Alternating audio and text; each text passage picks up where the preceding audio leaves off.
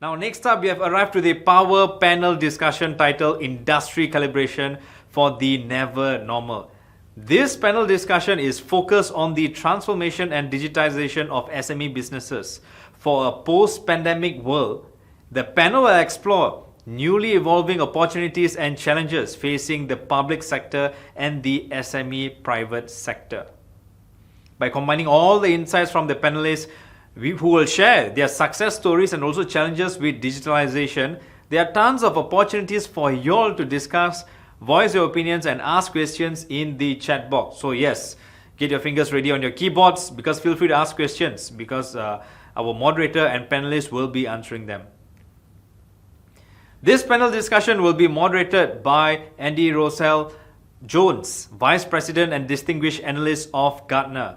His recent work are defining the management agendas for CIOs, IT strategy, IT cost reduction, stakeholder management, and defining IT performance metrics.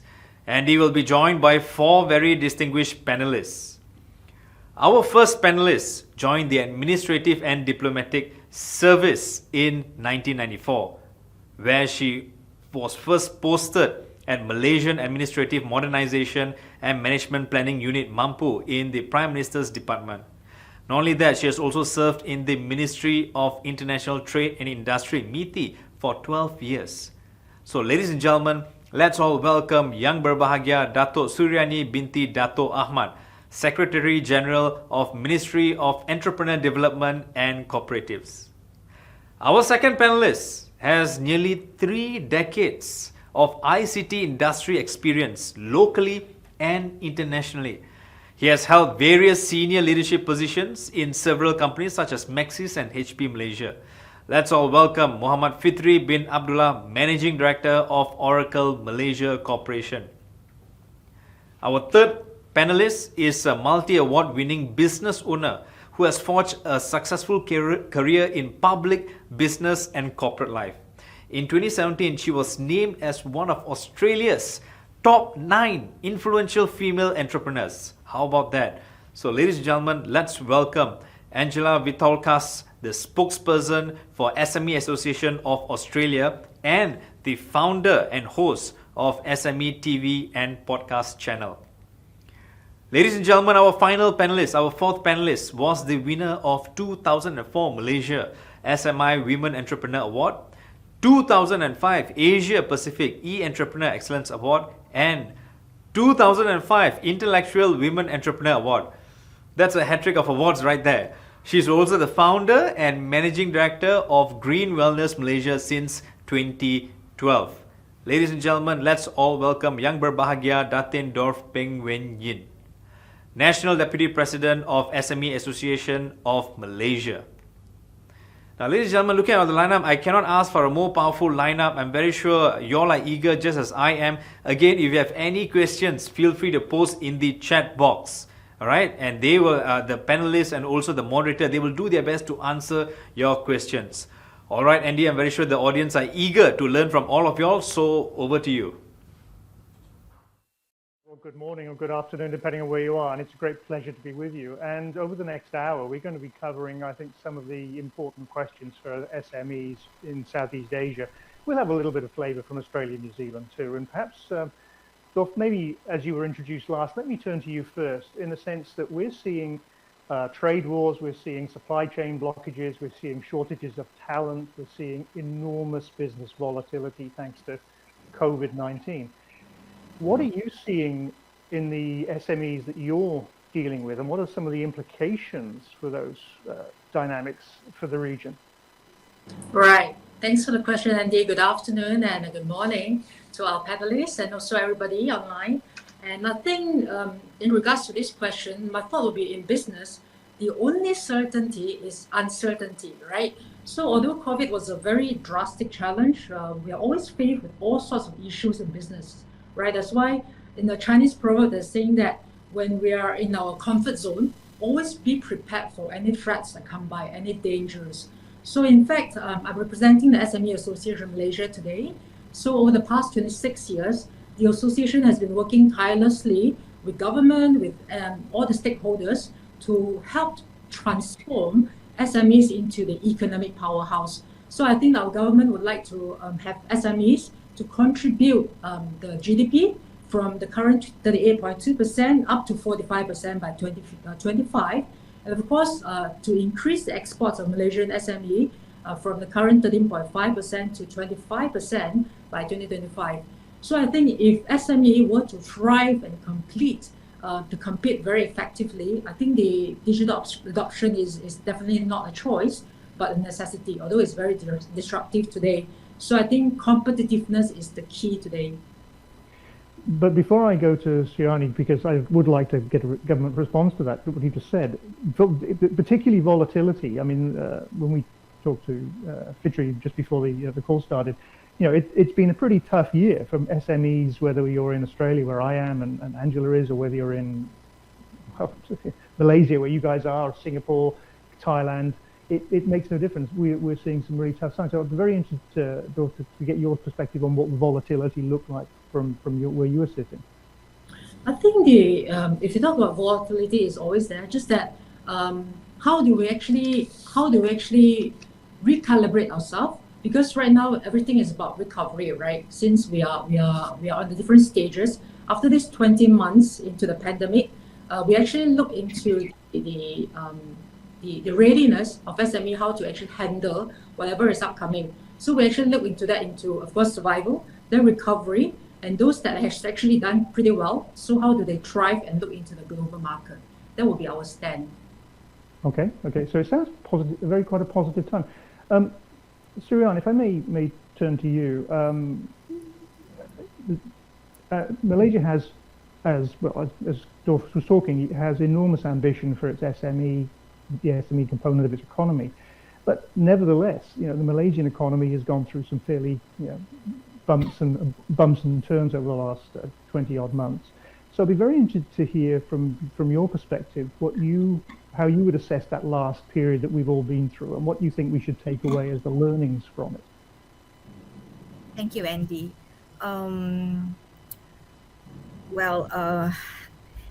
First of all, let's look at the implications of the implications for SMEs in the region. Yeah, see the supply and demand it has drastically affected the reduction of supply of labor in the first. So because of the lockdown, we cannot expect laborers to because some of our industries depend a lot on foreign workers. So there's a lockdown and we can't bring in the foreign workers back into our industry, and then because of that there'll be loss of income, reduction in spending. The global demand is a factor, there's a limited resources. And then even McKinsey's survey indicated that between 25% to 36% of small businesses could close down permanently. So what the government is looking at, seeing is that this thing may extend to a longer period of time, and over the past many moons ago. So the government has actually looked into a lot of programs on how we can actually help the SMEs to come back into the business, and a lot of programs have been implemented in our country. There's a lot of funds given to recover the economic, the SMEs. Various MSMEs development programs are being implemented, and this covers a wide range of aspects. Such as the capacity building, the financial assistance, as well as the skills and entrepreneur training. So there are a lot of things that we want to do. Sometimes we want to really outreach to them, but the SMEs must actually come to us and tell us what they really want from us. So it is something that all of us are into this together, and we hope that by next year in 2022, perhaps we can help all of us together and bring back the MSAs into the industry, into the economy, and we revitalize the economy. So in summary, it's been a very perilous time, but through the interactions of government and the actions and programs the government have put in place, you're protecting and hopefully now growing the SME part of the economy. Is that a sort of fair summary of how you see the next few months or next few years playing out? Yeah. Mm-hmm. Well, thank you for that. I'd like to sort of turn to a sort of another private sector view, which is Fitri is the managing director of Oracle Malaysia. Now, people may not think of Oracle as being a small and medium enterprise, so perhaps you'd like to give your perspective of what you're seeing in the Malay Southeast Asian market. Yeah, so I think thank you, Andy, and it's a pleasure being in this panel. Oracle is the second largest software company in the world, and we are a top cloud service provider, and then providing at the application layer as well as the infrastructure cloud services. So our involvement with SMEs in Malaysia is actually through our cloud technology solutions, as well as our Oracle NetSuite, where we provide financial management solutions for SME. We have over 60 plus customers today with NetSuite, and maybe another 50 on our cloud infrastructure. And to note, one of the big SMEs running our NetSuite is actually Kasem. So Kasem, if you look at the government came out with this whole big My Digital program, the blueprint for digitizing the whole country. And in the SME space, I think the aspiration is to have 5 unicorns. And actually, Kasem is already one of the unicorns identified. They tick the boxes, and they're using our financial management solution. So from my perspective is, also the digital economy in Malaysia currently contributes 22% of GDP. And the plan from the government is to increase it from 22% to 40% by 2025. We heard from Datin that, we are looking at 38% to 45% contribution for SME. But clearly, there is a very good overlap that SMEs will need to digitize as they move forward. And then clearly, with the pandemic, we see that. Obviously, there are many challenges in terms of awareness of all the solutions, how to digitize. There's a funding challenge that needs to be also addressed, also the knowledge, expertise, and also the talent side. So this all comes into play. But I do believe that cloud-based solutions, I think it is the key. I think it's the right solution for SMEs going forward, because they don't have the talent, they don't have the capability to spend the capex building up their own IT solutions back office. So I do see a lot more SMEs engaging with us, and then especially those who are actually growing going beyond Malaysia. They have no choice but to embark on a journey, and then cloud will be a big solution site, that platform that they will be embarking on. So, just looking forward post-pandemic, from what you're seeing, is the next year going to be more of an opportunity for SMEs in Malaysia, or is it going to be more of the same, more stormy weather, and we have to be really careful what we're doing? What do you, if you want to? Yeah, so I would say in Malaysia we do see the light. I think our vaccination level is very good, and then things are opening up. The borders are also, we are opening up the border with Singapore next Monday.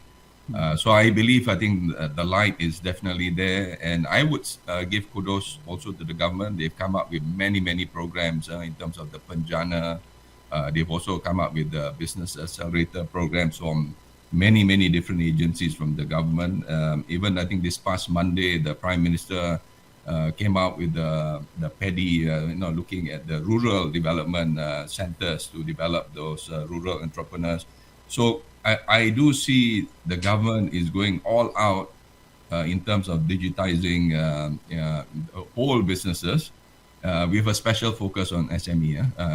So I think the main thing is the engagement, and then and also making sure that the execution happens, and then people get digitized. And as I said, I think it is a journey. So perhaps maybe you need to do the front office in terms of showing your products, and then doing the order and the payments, and then later on you need to look at the back end side. Although my point of view is the SME challenge has always been for them to get funding. So unless they have a good financial system that they can show to the banks to say, hey, this is my business over the years and all that, then it will help them with the business. So I think a good financial management system is also key, so that they can show that they have a track record, and then for them to get further funding going forward. Well, we'll talk a little bit about digital transformation in a moment, but what I'd like to do, Angela, is just to round out the panel and just to introduce yourself to the people who are listening to us today. I mean, you and I are both in Australia, and this idea of having plans and targets and things is, that sounds exciting, but I won't take away your response. So, what are you seeing, as a spokesperson for the SME Association here in Oz?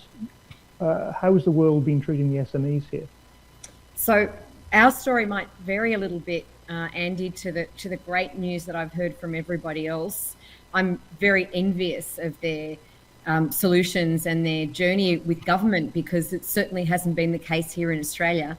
We represent more than 200,000 national members in Australia, which isn't big numbers compared to overseas, but for Australia it is.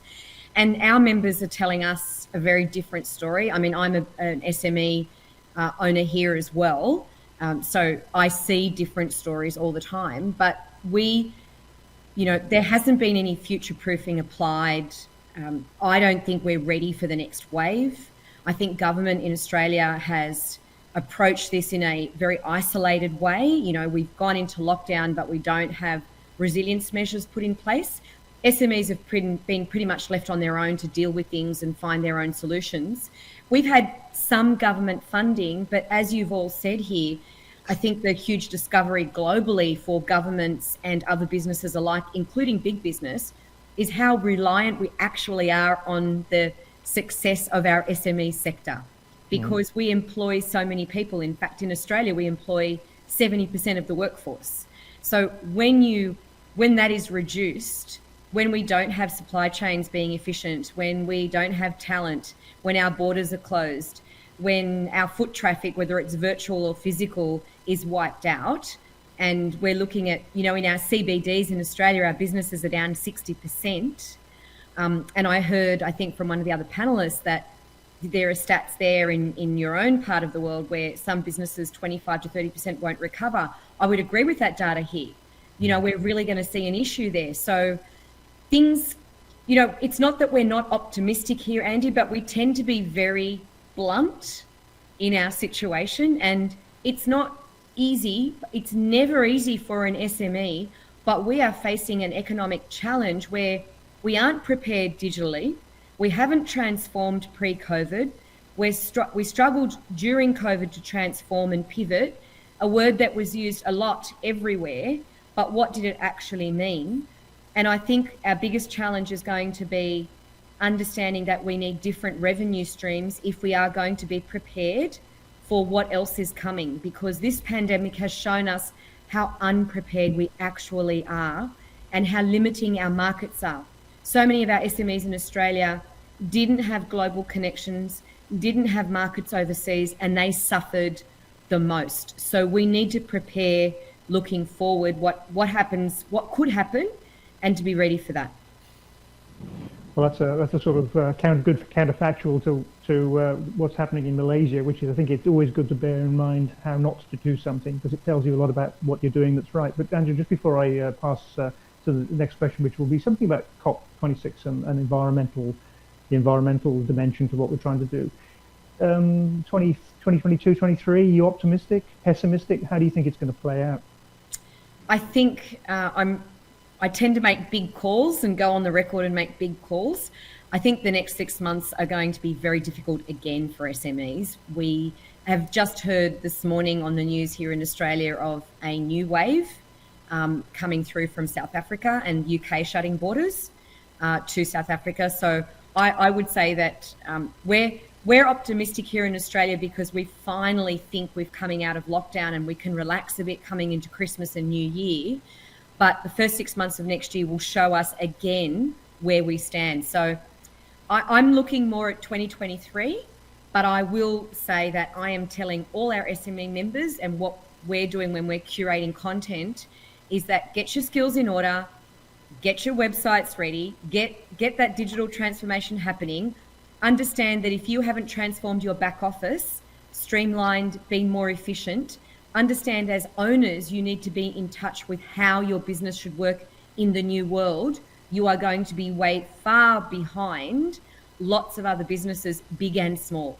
The micro ones might be leading the way because they're fresh and new and can see things in the forward sense. Some of us SMEs who've been around a long time, we have very bad habits, Andy, very bad habits that we need to change. So maybe 2023, 22 will still be a bit iffy.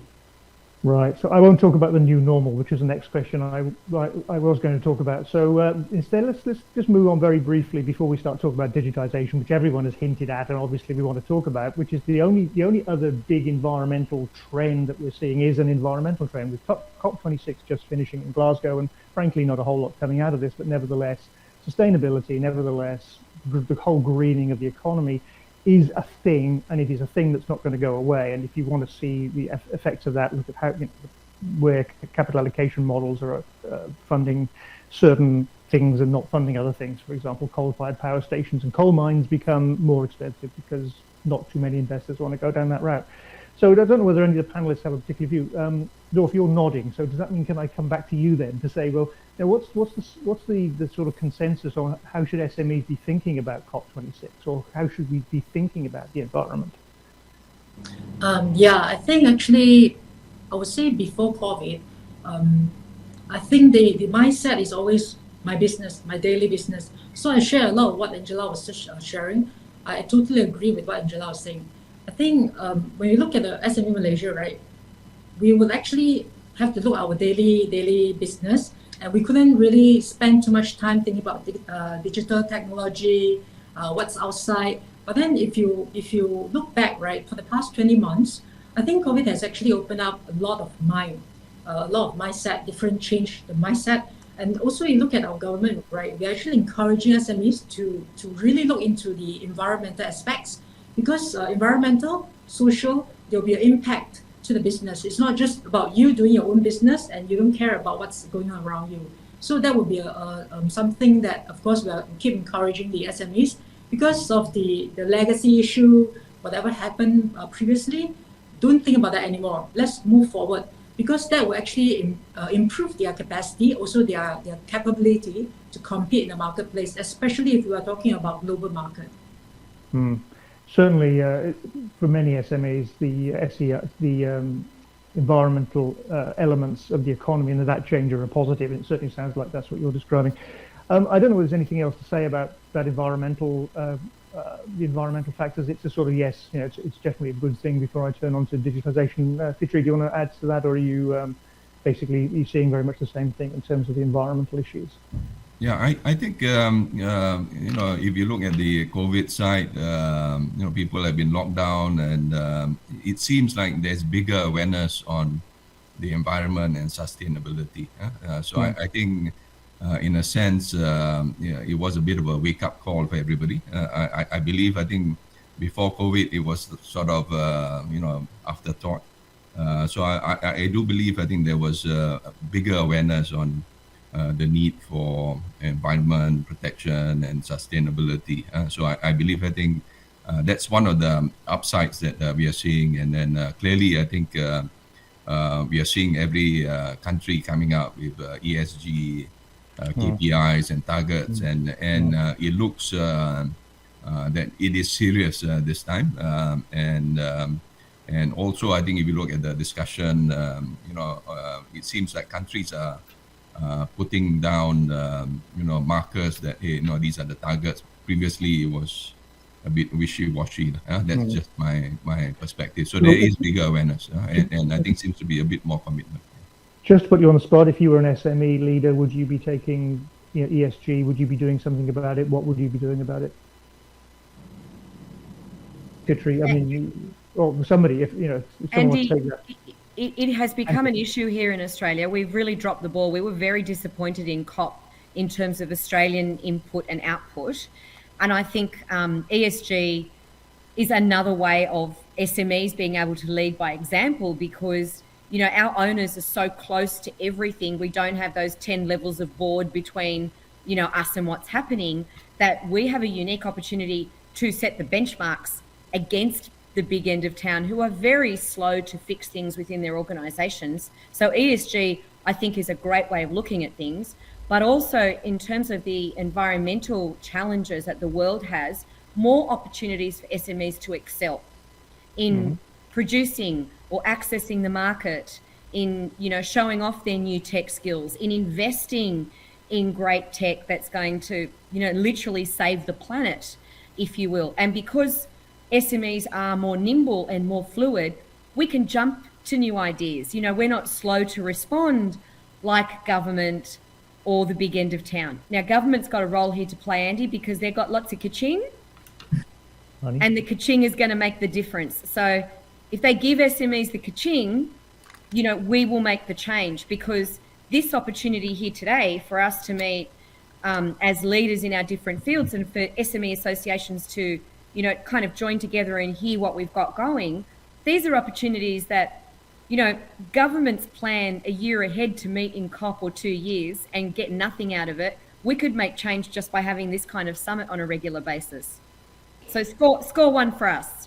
Excellent. Well, I shall. Sounds like at last some optimism coming out of my my part of the world. Okay, I want to turn now to digitalization or digitization, because I think that's something that we've all been hinting at and we all really want to talk about. And Suriani, I would like to come back to you and really sort of give you first go at this, because what Fitri talked about is the Malay government once again have got a 22% of the SME economy on digital. They want 40% 2025, which is a huge ambitious target. Be very interested in hearing how we're going to do that. But just before I hand that question to you, I'd just like to remind everyone who's listening that if you would like to ask some questions to the panelists, please do so, because we will be having some time at the end to try and answer your questions. So, Suriani, what are you seeing in digital transformation? Why is it becoming more common? What's the sort of backstory to this? Sorry, Andy, your voice seems to... Oh dear, sorry. Well, hopefully, can you hear me now? Yes, but I missed your question just now. It's sorry. like No. The question is digital transformation is becoming more common. And Fitri talked about some targets the Malay government has for a digital adoption in the SME market, which are quite ambitious.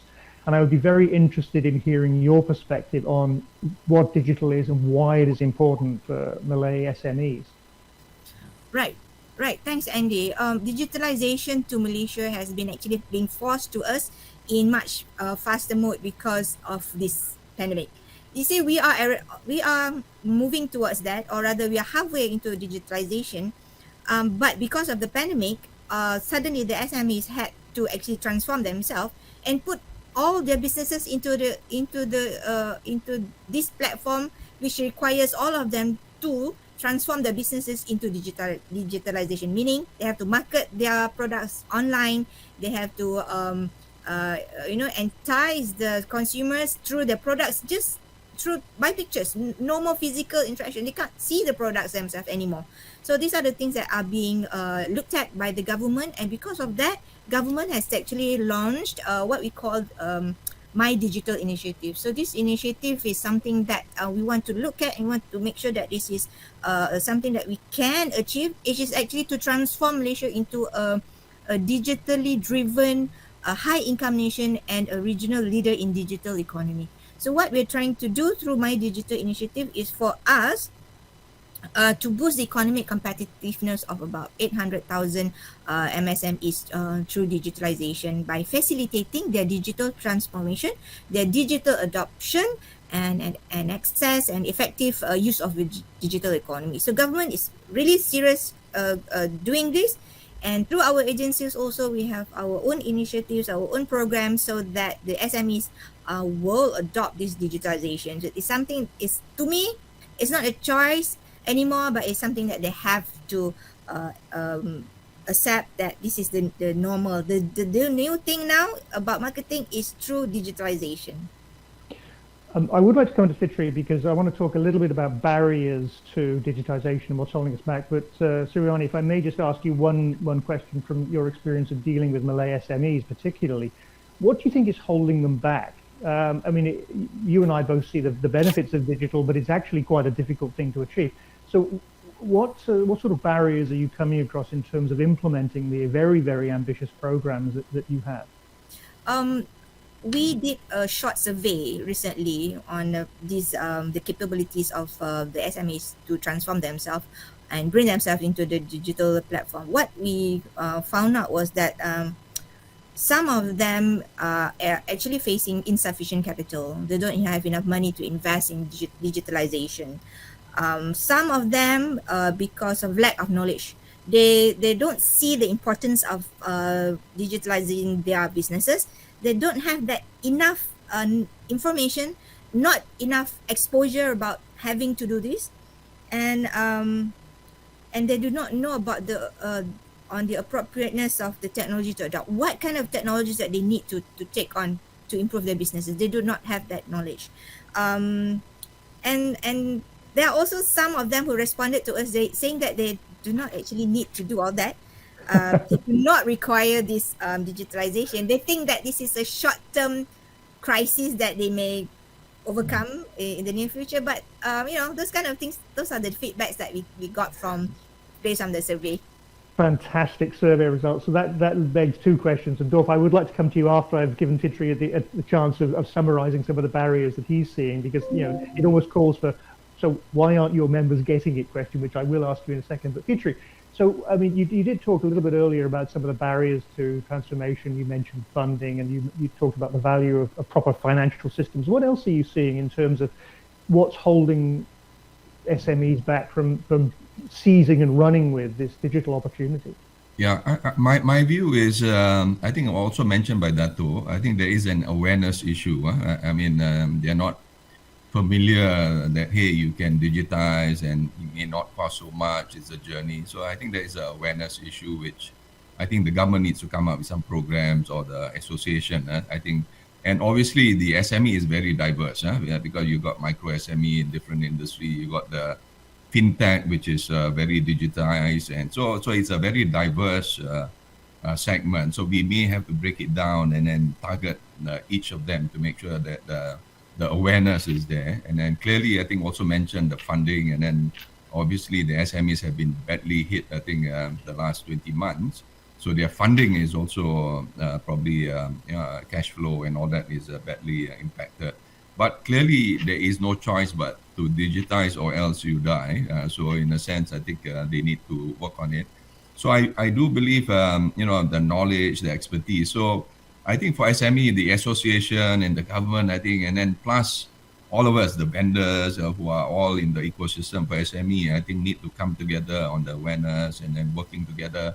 And success stories, I think, are very important. Sharing success stories on SMEs, going through the digitizing and then how they came up, and then now they are, gone global and regional and all that. So I believe, I think, because a lot of the SMEs are micro SMEs are mom and pop shops. So I think they don't have that knowledge and all that. So all that, I think, comes to play, and then obviously the talent. So I believe the whole ecosystem needs to come in to help with the SMEs. And then I do believe that when the government is helping out with these proactive programs, I do believe it should be a matching grant kind of a concept. So the SME needs to also put some skin in the game, and the government also putting in some skin in the game, rather than giving the government funding everything. Because then my view, then I don't think we really need the SME to also put the skin in the game, and to make sure that it's a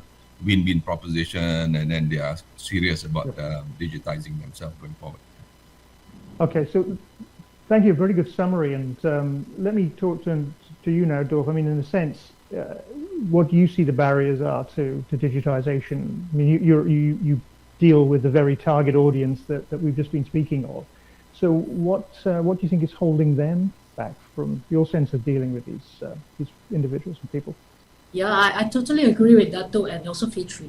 So when we look at the SMEs, right, in fact, if you look at Malaysia's scenario, there's no lack of policy, there's no lack of technology, there's no lack of vendors. The question then is, why is it so slow and low in the adoption? Because we think that those are the external factors, because those are available to the SMEs, but they are external factors that's not relevant to them, may not be relevant to them until they are made aware that if you don't digitalize yourself, don't transform, you cannot compete. So it's about competitiveness. Then what should you do? You should actually look at yourself, look inwards. The calibration and recalibration, of course, we can all play a role, raise the awareness, but somebody has to actually work further with them. Because when it comes to technology, right, there's no lack of that. We talk about big data, we talk about IoT, and such all terminologies, right? It may create fear. It may create, because it's unknown. So it may create fear, it may create a gap between the SMEs and the technology providers. Of course, I think I agree with like Fitri.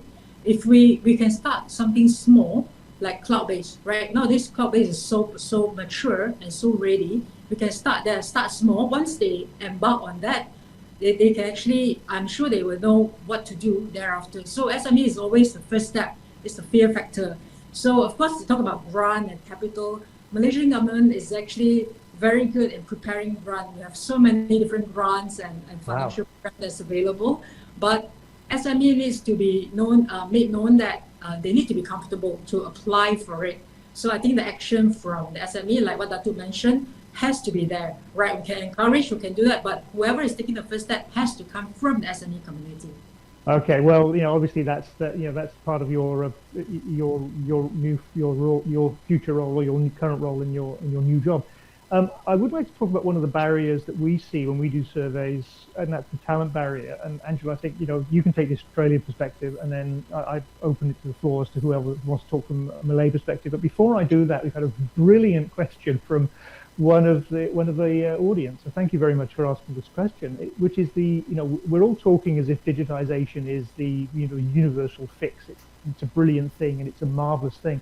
Is there a downside to digitization? And if so, what is it? Anyone want to take that one? I think the downside, Andy, is that people assume that it's going to be a silver bullet to just launch every SME into the new hybrid economy that's out there. I think the approach needs to be that digitization is a tool, just like any other piece of infrastructure people might put into their business. It's a tool to help you move forward. It's a tool to help you run your business. It's a tool to help you market your business. It's a tool to help you spread your message. You've heard everybody here say different aspects of it, that we have a knowledge gap, that we need funding for it, that we need to get used to a different way of doing business, and digital is going to help us do that. Very quickly, the most astonishing fact here in Australia is that there's still 60% of businesses that don't even have a true online presence. So if you stop and start there, just having that digital online presence is already going to be light years ahead. Let's talk about talent, because talent in terms of being digital, there's a big gap there. When the SME owner isn't sufficiently informed or educated in knowledge around what is digital and what part of digital will help their business, then they won't be able to recruit. We've got a lot of trouble here in Australia keeping talent here. So we produce a lot of good talent, but we lose our talent overseas because we're not doing enough to keep them here. And COVID has shown us that regardless of which way we look at it, we don't have enough talent here anyway. So the borders came down, people couldn't come here, visas weren't going out. We've really got huge gaps in our supply chain and our talent. In basic hands-on employees here in Australia, in our hospitality industry, and I can't convert the dollars, Andy, but some of our basic kitchen staff in Australia are being offered $90 an hour, Australian dollars, to work on weekends. Some employers are being given a $20,000 or $30,000 sign-on bonus here, and that's your average SME, average. Never heard of before, never happened in the 30 years I've been in business. We've never had that. So talent is a huge issue here in Australia. And again, this is my limited experience of Malaysia. I was caught up in the COVID-19 18 months ago, and that's the last time I was in KL.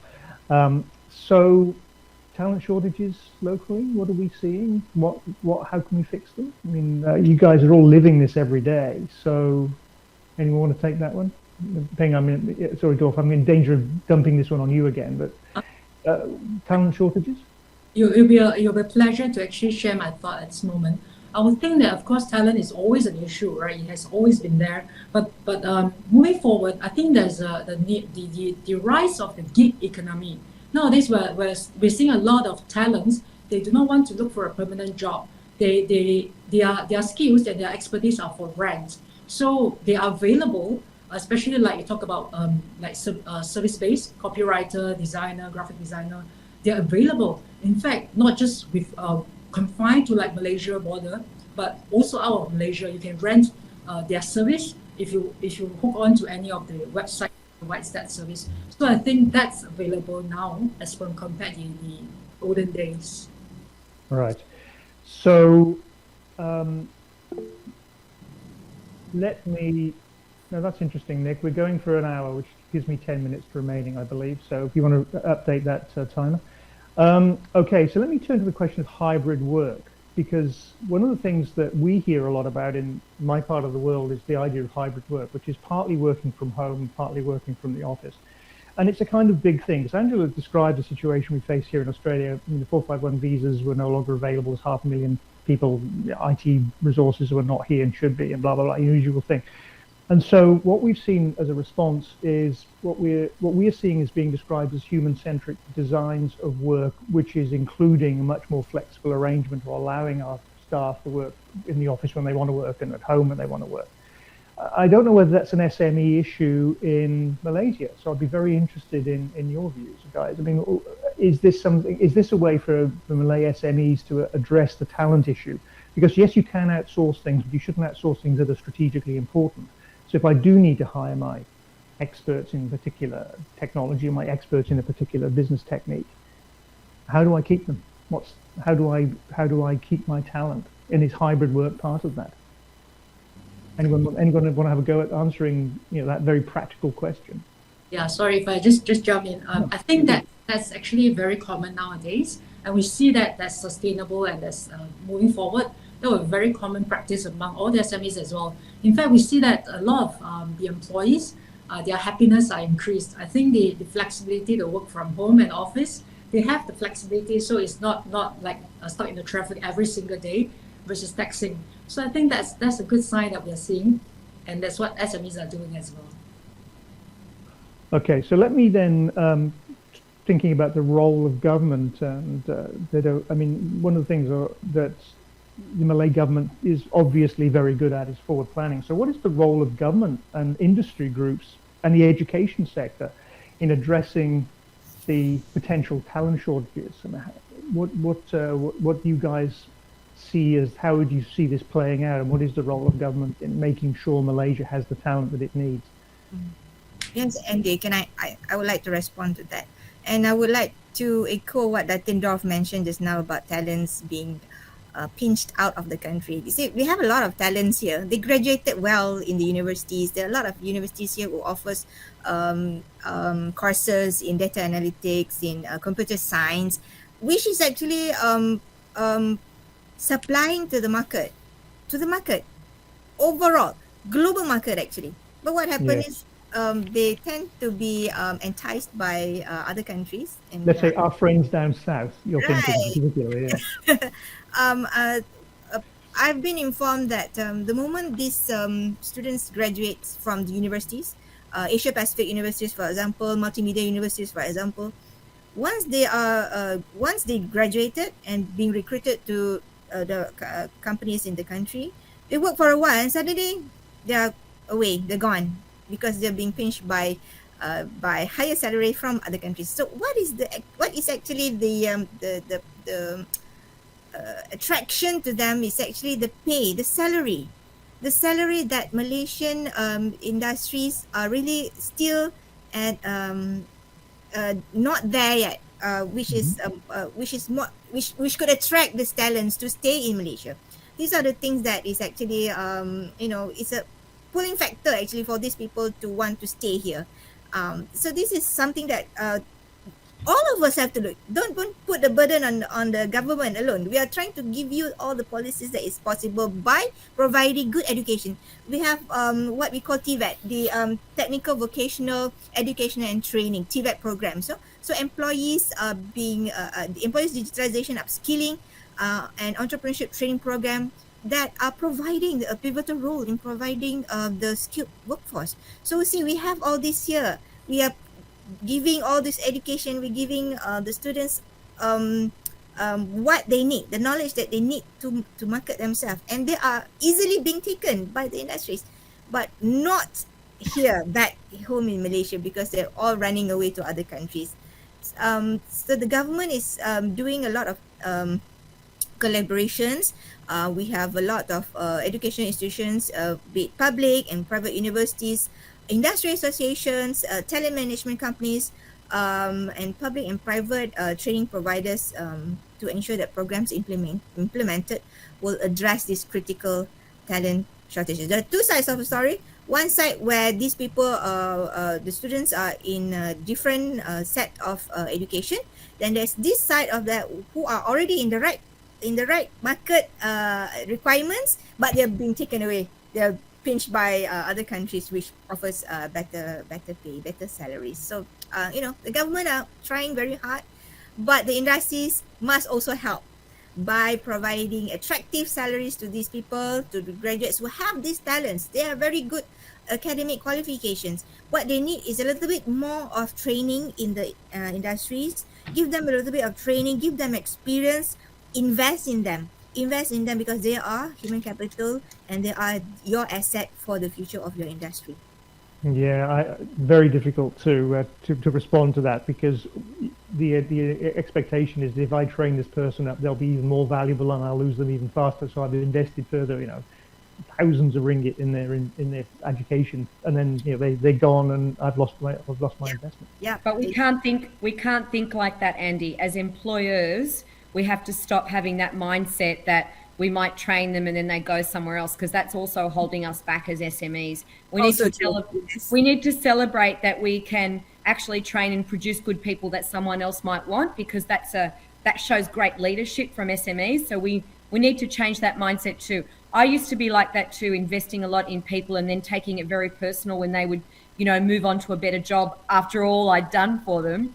But we have to get out of that, because that's where big business separates, right? They expect their employees to move on or to upskill them in some way, and another company inherits them. We don't. So we have a part to play here. So does government, but we have a part to play here. I actually implore that if I can jump in, I'm sorry, Andy. No, please do.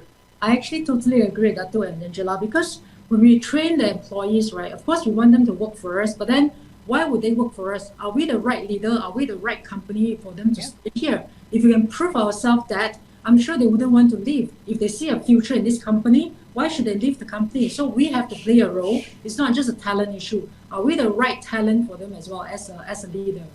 Okay, well that's a really throwing down the gauntlet for the challenge. On a logistics point, but just to remind everybody who's listening to this, if you do have any questions to the panel, please, now is a great time to ask them. To the organisers, the panel was due to finish on the top of the hour. We started 10 minutes late, and I believe you're going to allow us to run for an extra 10 minutes. If you're not, please let me know. So let me come back to something that has come through actually from the audience on cybersecurity, and I think, Fitri, you're probably the most well-qualified person to answer this, which is the other, we were talking about barriers to digitization and cybersecurity and the whole sort of data privacy compliance things come up. And I wondered what advice would you give to SMEs about that dimension of, stopping the bad guys doing bad things? Yeah, so I think, if we look at the cloud-based solutions, when we were engaging with our customers, probably about 3-4 years ago, when Oracle engages with customers, the number one question is the security from cloud-based solution. And then, fast forward today, that question is item number 7 or 8.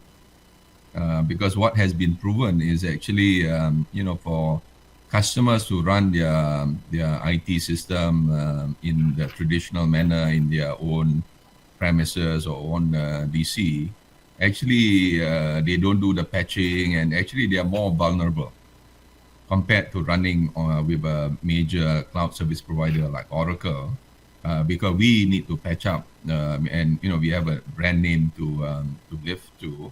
So obviously, so what has summarized is actually cloud-based infrastructure is actually more secure than the solutions that is running in the on-prem side. So obviously, it will be a hybrid world that there will be some solutions for SMEs running in their own premises, and then they'll be adopting more cloud. But probably in the next couple of years, more of it I think will be running from the cloud. So I think it is more secure, but at the same time, I think it's important that the SME work with the local partners and all that to make sure that the security side is looking at it from an end-to-end perspective, both the on-prem and also the cloud, and looking at it overall, because there have been instances like companies getting ransomware and all that. So I think definitely is a big ticket item,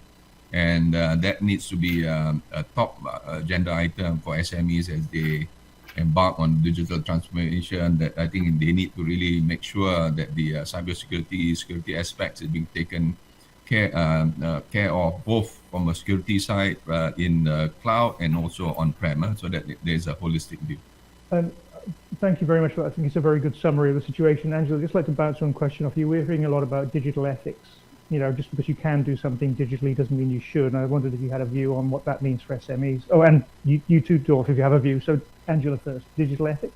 Well, we're struggling right now in Australia with AI, facial recognition, what that means for privacy, security. Those things now are starting to be ranked really high, because I think the way some of our major social media platforms have behaving, and I'm not naming names or pointing fingers at anybody. I'm just saying this is the lay of the land. Our social media platforms thrive on the engagement factor. So the world now is to throw more dollars at something, to have that AI, to break those barriers, to create that world online of attention and information. We are starting to exceed our boundaries of privacy. Our behavioural patterns are being, monitored all the time, where we go on each page, whether we've got cookies, et cetera, et cetera. Some of us can't even change our passwords efficiently to understand. So cybersecurity in Australia is costing SMEs more than almost any other barrier to something, because some of our small businesses here in Australia are looking at sometimes up to $1 million worth of fraud happening within their businesses because of cybersecurity, losing their data, losing information. That it's a very real threat here. Okay, Dorph, do you have anything to add to that, particularly? No, I think because SMEs is not the technical experts, we rely on all the experts like Fitri to take care of that for us. That's our stand. Right.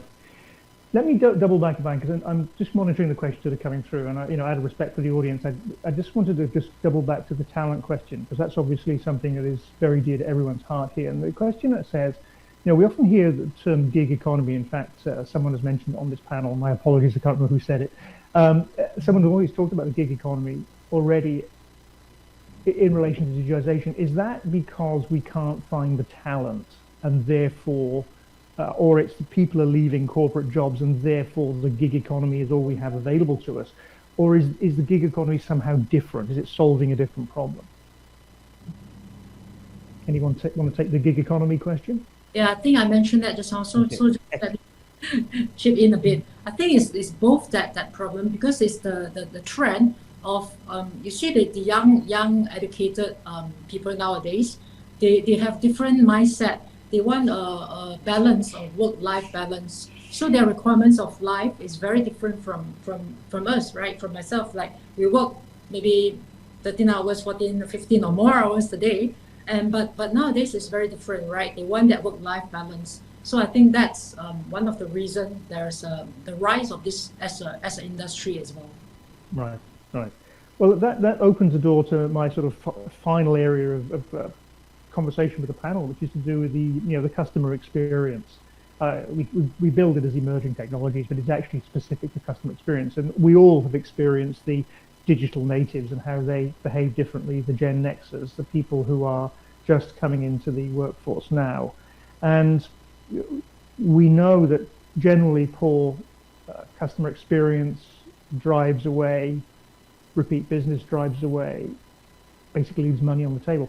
So I'd be very interested in the experiences of the panel, dealing with this digitally literate, very different consumer base. I mean, Dorph was just talking about them as potential workers. Well, think of them as potential customers. They're even more alien. So what are you guys seeing in terms of dealing with this next generation consumer? What do we have to do to make them loyal, to make them consume our service? Anyone want to take that? Andy, look, customer service and customer experience is my field of expertise here in Australia. I think when we look at using the word loyalty, I think we're approaching that wrong now, because people aren't loyal to any one brand anymore. It's not like it was as we were growing up, where we would buy the same car brand forever, use the one of anything. People have choice now. It's going to be all about engagement. It's going to be all about making sure that you give them the best possible experience as much of the time as you can. We all want to get it right 100%, but that never happens. But it's the way that we are going to engage with our customers to intrigue them to come back. They're never going to stay with you all the time. Forget about that. That is so yesterday. What we want to do is capture that part of the market from them where we know that we can rely on them to repeat business is what we're focusing on now. Loyalty, that expectation, it shouldn't be there from either end.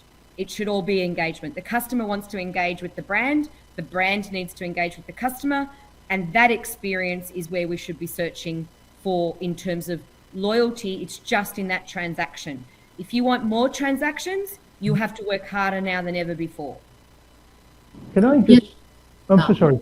No, please, Dorph.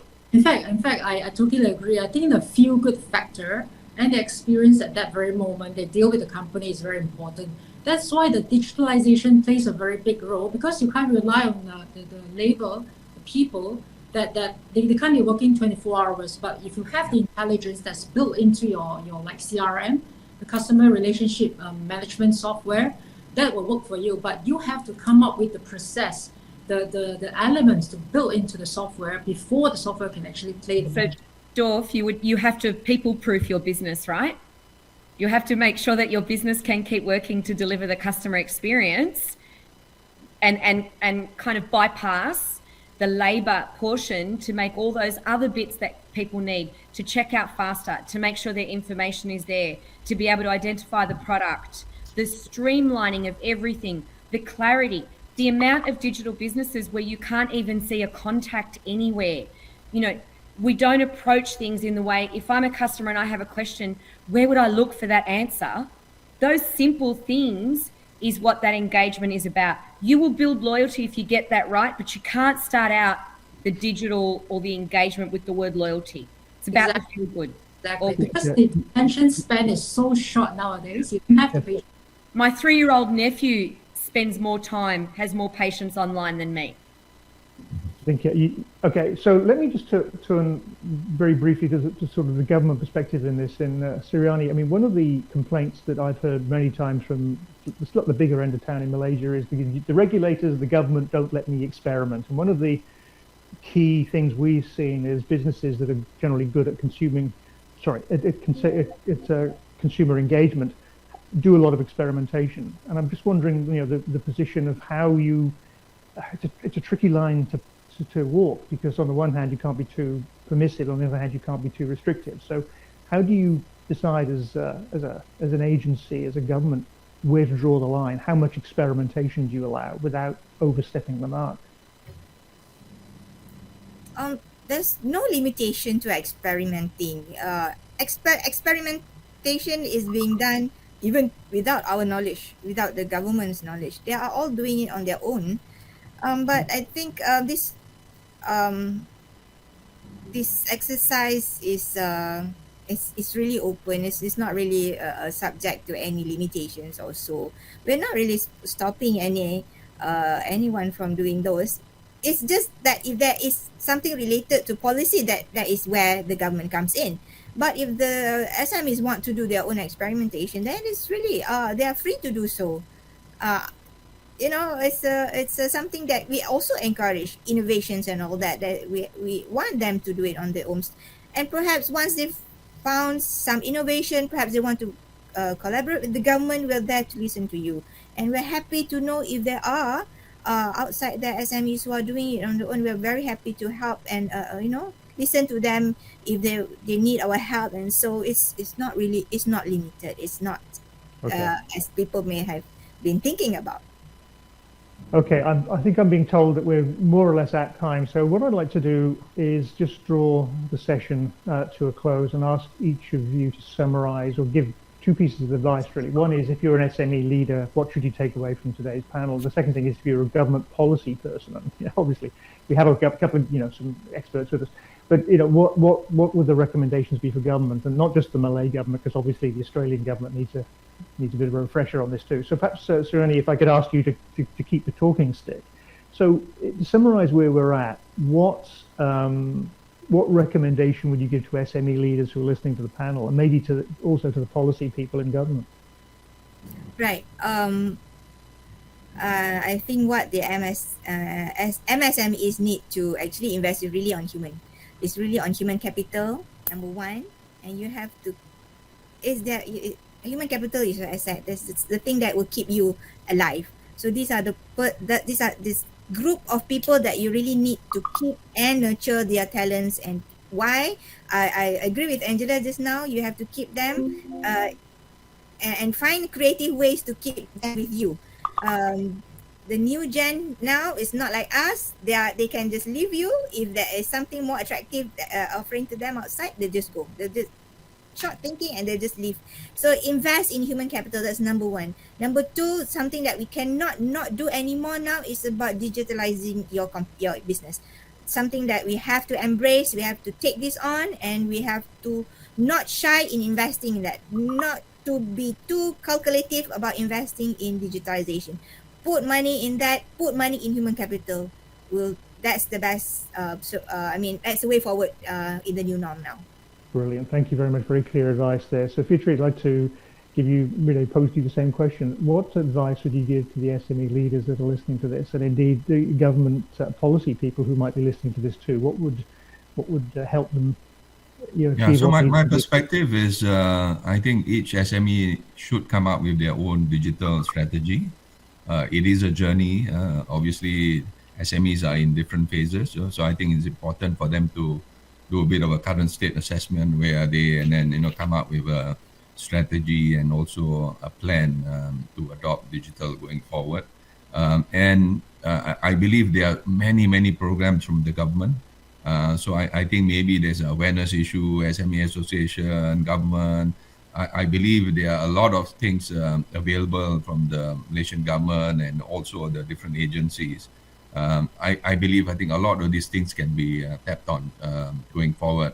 And in the end, my view, it is collectively we need to work together for the whole SME ecosystem, being the government, the association, the members, and even all the service providers like us, and all these things needs to come together and then show a success story, and then sharing that, and then getting more and more adoption digitally going forward. Great, good advice. Angela, so what bit of advice would you give to the SME leaders and indeed to a government? Think of the Australian government, not the Malay government. Well, in terms of both, because I think this is for both. I think it's important to embrace the digital transformation, but not limit what you think it can do. So we suggest to SMEs here, come up with your idea. Think of what you want to do in your business. I promise you there's a digital solution for it right now, because even if it hasn't been invented, and that's a very not applicable word to use for digital, it can be made. You can make anything now in digital. So don't limit your dream or the product or your service or the way your company looks online. Don't limit it by thinking it's got to be cookie cutter out of a box. It doesn't. We're making new digital products all the time in our business, and it's just a matter of us waking up in the morning and saying, how hard can it be to make it? And it's made. I wish government did the same thing. We're still struggling with our QR codes here. That is the Australian government, not the Malay government. We're just little insert there. Okay, Angela, thank you very much. And Dorph, last but not least, what advice would you give to the SME leaders that are listening, or indeed to government policy folks who are listening to this panel? Yeah, thanks, Andy. I think the first step is always the hardest. In fact, COVID has actually opened up a lot of minds. So I think the question of digitalization is not really the question now. Of course, at the same time, we want to help all the single SMEs. They are ready to recover and compete. You must also take the opportunity to recalibrate, look inwards about the company, and then determine what's the strongest, the most unique competitiveness, and digitalize that, move forward together. We also hope to see the leadership from the government. We can actually all see the SME to work as one whole sector and industry, led by government. We all come in as an ecosystem. Then with support of the private sector and NGO like SME Malaysia as well. And that, ladies and gentlemen, thank you so much for that succinct summary there, Dorph. And that brings the panel to a close. So at that point, thank you very much, panel. I would like to hand back to Gagan to wrap up the event. And once again, panel, thank you very much indeed. Thank you.